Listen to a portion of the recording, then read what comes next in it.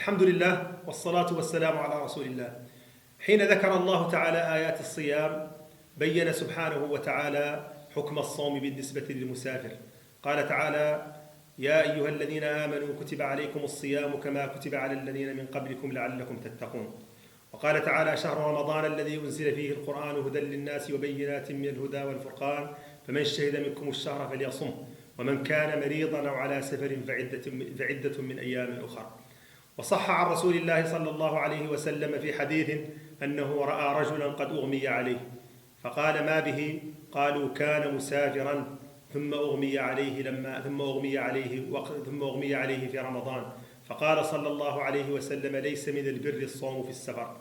لكنه صح عنه صلى الله عليه وسلم أيضا أنه كان يسافر ومعه بعض الصحابة وهم صيام ومعه بعض الصحابة آخرون مفطرون، فلم يكن الصائم يعيب على المفطر ولا المفطر يعيب على الصائم. فأخذ من هذا أن الصوم في السفر رخصة، من شاء أخذ بها ومن شاء أخذ بالعزيمة، ولا حرج. والسلام عليكم ورحمة الله وبركاته.